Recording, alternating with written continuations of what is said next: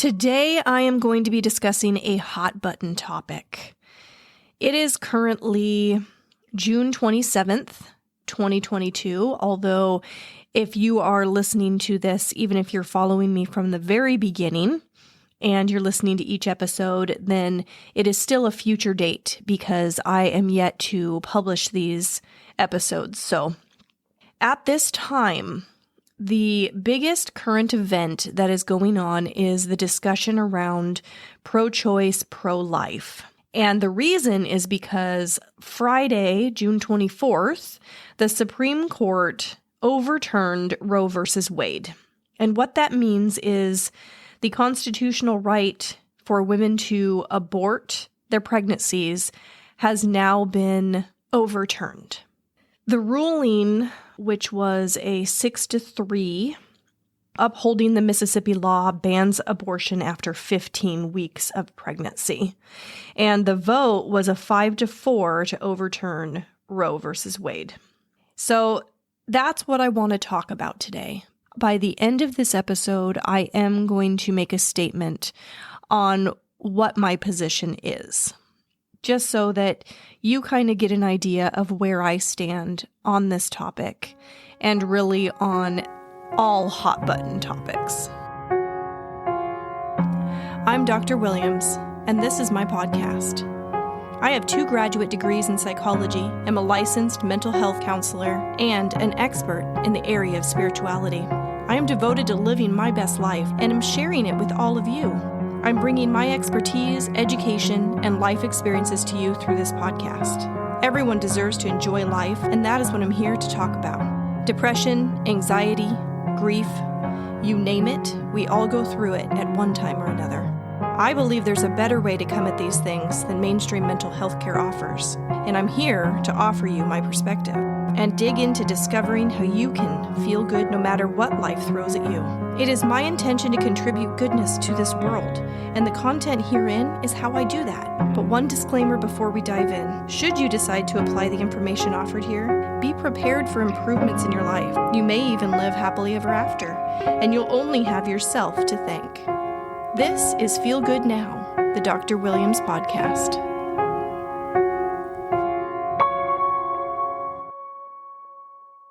I do want to talk a little bit about why this is such an important thing to discuss right now.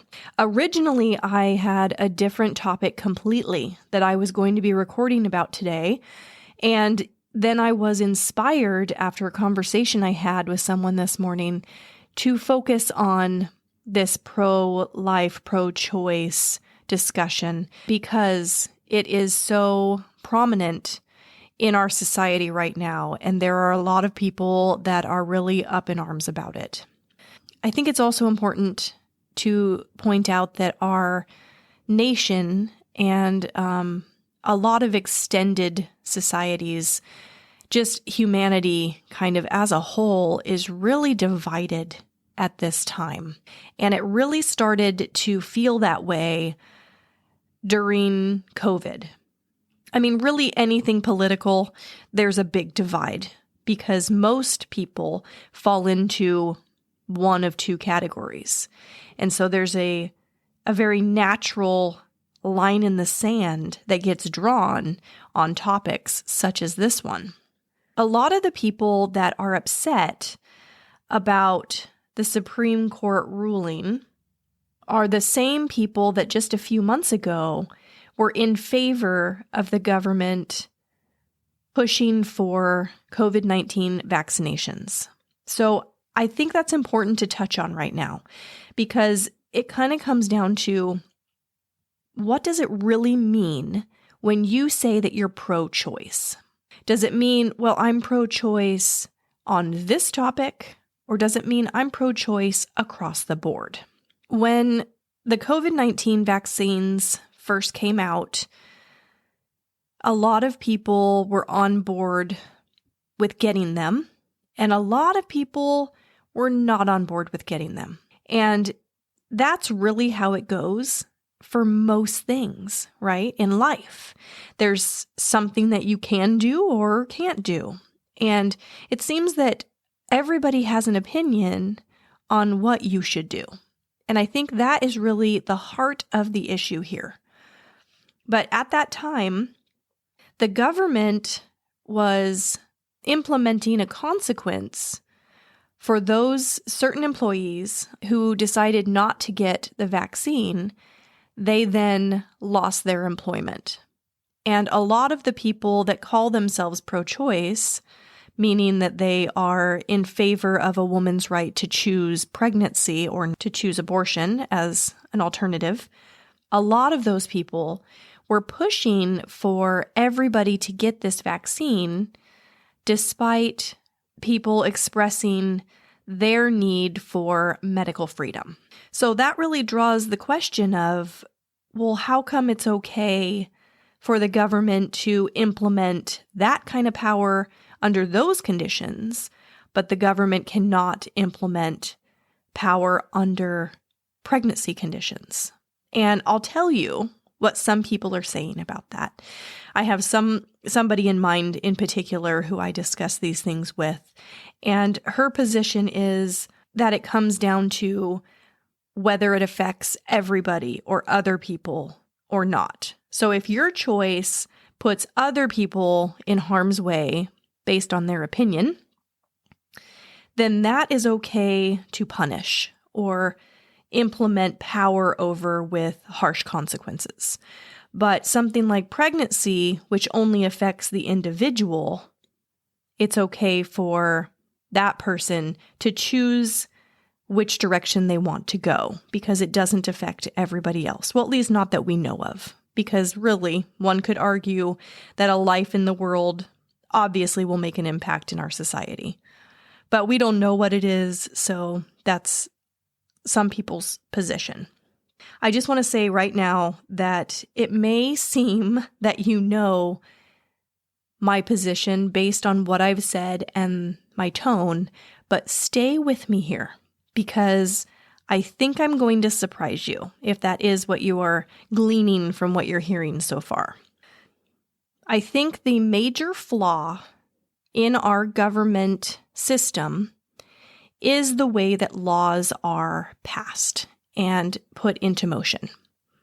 I am not anti-America, and I want that to be known. I appreciate our country, and I appreciate my freedom, and I appreciate the people that fight for that freedom, and I appreciate all of that. But I also am able to see where improvements can be made. And just because some things have worked for us this far, maybe there's still a better way to be doing things. The major flaw that I see with our governmental system is how laws are put into place, because the Supreme Court is an odd number of members, and that's done on purpose. The reason that's done is so that you don't have 50% saying they want it one way and 50% saying that they want it the other way. So that's why each side, Democrat or Republican, they are pushing to have more of their views in the Supreme Court, because on hot button topics like this one, then you kind of know which way it's going to go based on how many members are on the Supreme Court. Well, here's the problem with that. Since our society is divided in such a political way, and I'm not saying that it is completely, because 50% of people are not Democrat and 50% are not Republican, because there are people that live in the middle or do not take a political view on things. That is true. But the majority of people fall into one of those categories. So that means that whenever the Supreme Court is making a ruling and putting a law into effect, it is serving and pleasing 50% of our population and displeasing and upsetting the other half. So therefore, we remain in this divide between us, which isn't a good place for us to be. I think that the government intentions are good. I think that our government was built with the intention of improving life for everybody and making things good in our country so that we all can enjoy our lives a little bit more. The problem is, the only way to truly improve life for everybody is to please everybody. It's a common phrase that, well, you can't make everybody happy. Well, I don't think that's true. I think that the difference that could be made would be if there was a government position with a basis in spirituality. The fact of the matter is, everybody actually wants the same thing. We're all on the same page. It can just be hard to see. What that is freedom. Everybody is wanting freedom. They want the freedom to create their own life in the way that they best feel it is suited for themselves. And that's where the U.S. is above the other countries in the world. We are known as the free country, right? That's our motto, so to speak, freedom. And it's a really good place to start, but we still could make some improvement in the way that we are conducting the government rule. So generally speaking, this specific topic, the divide is that Democrats want choice for women in respect to abortion, and Republicans want to protect the unborn child.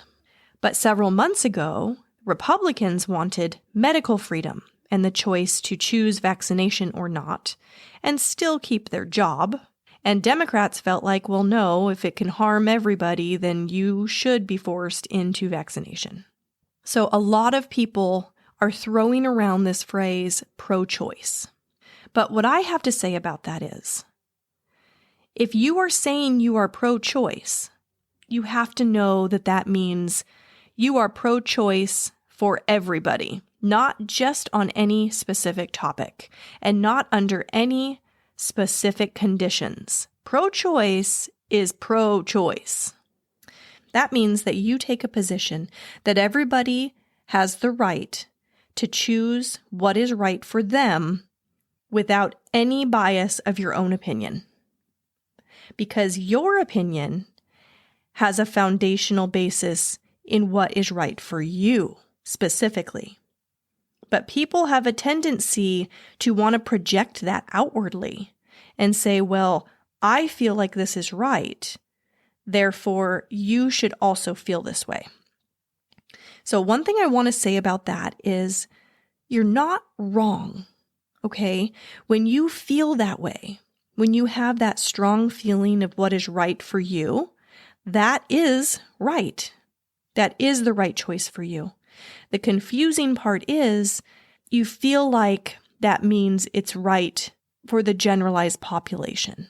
And it might not be, because people's lives are complex and you are using your emotional guidance system. You are feeling a certain way about a topic, and that's how you know whether that subject is right for you. But the other people, they have to use their own emotional guidance system and feel their way through the decisions. You don't get to pick for them. You only get to pick for you. Our emotional guidance system is how we know what God is communicating to us. Your inner being is your specific God source energy. Your inner being knows you and what you want and what life experience you are creating. Therefore, when you are considering a decision in your life and you have a strong feeling about it, that's the time to look at that and realize whether you are either in alignment with your inner being or you're out of alignment. And you know that by whether you feel good or you feel bad. So let's just look at this for a second. Real quick, before I get back to this topic, I want to know if you have a product or service that aligns with the content here on the Dr. Williams podcast. If so, this space could be your advertisement. Reach out to me by going to drwilliamspodcast.com. Okay, back to the episode. Let's say you are a woman and you just found out that you were pregnant. How do you feel about that? If you have a good feeling about it, you're excited, you're happy, you're hopeful, you just feel good. You know you're in alignment. What is your decision going to be? Okay, the logical decision is you are going to carry this baby to term and you are going to be its mother. Or even, I'm going to carry this baby to term and I'm going to give it up for adoption to offer someone a child who couldn't have one, and I feel really good about that. Maybe that is the life experience that you're going for, but you still feel really good about this pregnancy because that's something that you wanted to do with your life. Okay, on the other side of that, you just found out you're pregnant, and now you don't feel so good. You feel hopeless, you feel scared, you feel depressed, maybe you feel regretful. That does not automatically mean you don't want the baby. That means that you are out of alignment with your inner being, because negative emotions express to you, they communicate to you that you're out of alignment.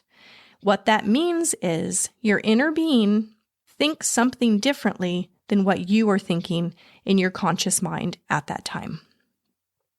That also does not mean that abortion is not the right choice for you. Because having a positive or negative feeling about pregnancy does not automatically take you to action. It doesn't automatically take you to what you have to do. It's just telling you whether you are in or out of alignment with your source energy. Your inner being is communicating to you how your inner being feels and thinks about that topic. So, now you know that based on how you feel. So now you start considering what you want to do about it. Do you want to keep the baby and be a mother to it, raise it? How do you feel about that? Are you feeling good or are you feeling bad? That tells you whether you're in or out of alignment. So now you're thinking, should I abort the baby? How do you feel about that? Are you feeling good or are you feeling bad about that? That's all it ever is. How many women do you think have had an abortion and regret it? I know a lot of women who have had that experience. And I think the reason for that is probably because they didn't understand their emotional guidance system. Because they had some negative feelings about being pregnant and they automatically jumped to action. I'm feeling bad about this pregnancy, which means I don't want the baby. I have to get an abortion. Then they get the abortion and then there's no going back. So later they feel sad about that, or they wonder, what would my life be like if I did have that baby? And they kind of dream about all these things and they have some regret. But how many women have had an abortion and then gone on to feel good about that? They felt like it was the right choice for them. And now their life is the way it is because they didn't have another living human being relying on them. They were able to do other things with their life. Also true, because it's an individual thing. I don't think that there is a right or wrong answer here. There is only right for you. The thing that I want to stress is how you get to the decision, because you have all the information that you need within yourself. You just have to listen to it. I like to think of our emotional guidance system as our natural God-given government. It's the way that we are able to tune into our God source energy and know which direction we want to go. You know that through your alignment. That's the only way to know. So, with that said, I truly believe that we have the ability to govern ourselves. Each of us. And I know that makes a lot of people go, no. Because a lot of fear comes up with that. You're probably going to say, well, wait, Dr. Williams, think about this. If we don't have laws and rules and consequences, the world is going to turn to chaos. And there's going to be murder, and there's going to be rape, and there's going to be kidnappings. There's going to be theft, and there's going to be all this crime. And people are going to be doing terrible things because they don't have that fear in place to keep them in line. Okay. Given our society and the structure of our government currently, that might be true. The way that we counter that is educating people about their emotional guidance system, because that can never lead anybody to doing any of those things. We are all source energy. We are all God, okay? That means that we are all good. But people do things out of negative emotion because they don't understand that negative emotion means that they are out of alignment with their inner being. Nobody has ever stolen or murdered or raped or kidnapped or any kind of crime when they were in alignment with their inner being. That is an impossibility because your inner being would never have a desire to do anything like that. Educating people about their emotional guidance system and how to use it properly would 100% alleviate all negative behaviors, all of them. And that is the only way we can truly be a nation under God, with each person governing themselves in alignment with source energy. I feel like I have to give a little bit of history now. When it came to the topic of abortion, I felt very conflicted my whole life. I kind of went back and forth on how I felt about it. It's hard not to consider this innocent, adorable little baby. And I get a lot of joy out of babies and being around them. And the way I feel about babies is wonderful. So another baby in the world, I think, is a wonderful thing.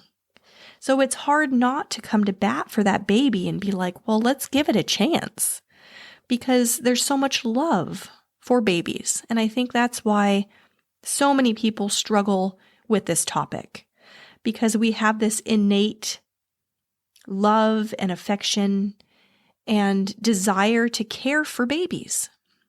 But as time has gone on, and I've been thinking about abortion and the situation for women, I started considering, well, maybe women shouldn't have abortions unless ... Fill in the blank with the condition. Whether they were raped, or there was incest, or they were in a domestic violence marriage, or.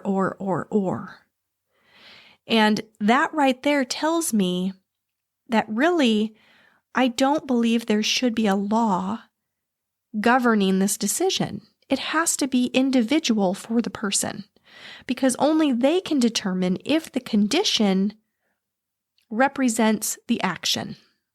Because on the other side of that, let's say we did give it a condition, and that is what just happened, right? Because the Supreme Court is saying you are not allowed to have abortions past 15 weeks gestation. But before that, you still can. So they're putting a condition on it.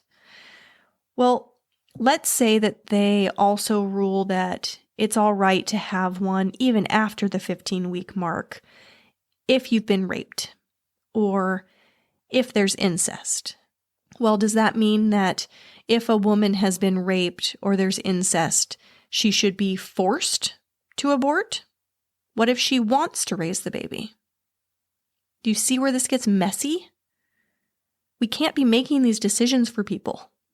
It becomes a problem when we try to regulate rules based on specific conditions and apply them to the general population. People's lives are too complex for that. This is not cut and dry, and that's why we continue to discuss and debate these topics. because there is no right or wrong. There is only right for you, specifically your choice in your life. So the one thing that really helped me clarify how I feel about this topic was Abraham. I have been watching Abraham videos on YouTube because it allows me to search for a specific topic and then listen to Abraham's wisdom on that topic. And one day I did research Abraham Hicks on abortion. And there is a video. So if you're interested in listening to that on YouTube, I recommend it. What Abraham said is that it's, for one, we make it a way more serious matter than it really is, because the inner being that comes with that baby is not disappointed if they don't come into life. They just do it again. That's the whole point of eternal life. You come, you live, you do what we refer to as die, but really more like transition into non-physical. We are doing this transitioning into the physical world and out of it over and over and over again. So it is not as serious a matter as a lot of people make it out to be. But that is because of misguidance. Because people are fearful that if that little individual soul doesn't get born, they are not getting the chance to live. And the reason that they're fearful about that is because they know at the heart of their true self, they are living because they chose to be here. And that is the truth for all of us. We all chose to be here. We wanted this experience more than anything. And that's no different for that energy that is coming in the form of the baby. But that doesn't mean that an abortion disappoints that energy. They just do it again. They just come into the world in another way. The other thing that Abraham said that really had an impact on me is about consciousness. Now, I've touched on that a little bit when I talk about your conscious awareness and how that differs from your inner being, because they are different. You are source energy, but you have this human consciousness. That human consciousness, according to Abraham, does not start until your first breath. So there is no consciousness while in the womb. And really that makes a lot of sense to me. Because while you're growing in there, you don't get to make any choices, do you? You are just forming and developing and growing. But the mother is the one making all the choices. You're living it through her. Until you have conscious awareness, you are not involved in life the way that we experience it. Another Abraham episode that I wanted to mention to you guys is number 349 on Infinite Intelligence. That's the podcast. It's titled, She Wants Race Equity. And this woman came on expressing her concerns for equality for different races. And Abraham speaks to that. And it was very serendipitous for me that I had changed my plan on what topic I was going to discuss in this episode. And then I heard that episode. And that happens often because when you're in alignment, you're just kind of in tune with that source energy and it speaks to you in a lot of different ways. So when I heard this episode, even though it's about race, it actually is about everything. You could apply what is said in that episode to every hot button topic, including abortion. And I definitely recommend that you listen to that. I mean, I cannot say it better than Abraham does. This is just my own interpretation of Abraham's teachings and the inspiration from my own inner being coming forward. So what is my position? Am I pro-choice or am I pro-life? Well, I'm pro-life choice. If it's your life, it's your choice. And that goes for everything. Everything. Not just abortion. Use your guidance system. It's there for you. Get tuned into it, and you'll never go wrong. None of us ever will. The only thing that is misguiding us right now is not following our guidance system. That concludes this episode, but if you don't want to wait for the next episode to come out, I have more for you at drwilliamspodcast.com. You can learn more about me and my journey to podcasting, find all the ways to connect with me on social media, and there's a button to subscribe so you're the first to know what's new and upcoming. You also can shoot me an email at hello@drwilliamspodcast.com. You are so special to me, and your support does not go unnoticed. I want to support you too. This podcast is my outlet for growth because when you teach something, you hold yourself accountable and apply the information in life. But the inspiration for these episodes comes in a variety of ways, and one of those is through you. I want you to feel like this is your show too. So send me a message and let me know which episode is your favorite and why. And tell me if there's a topic you'd want to hear me talk about. Your feedback applies to so many people, and your suggestion could change someone's life for the better. The best way to do this is by subscribing to the show and leaving a review through your favorite podcast platform. I really listen to you guys, and this dialogue feeds my soul. You say that you're a fan of me, but truth be told, I am a fan of yours. Everything is working out for each of us, and we're all in this together.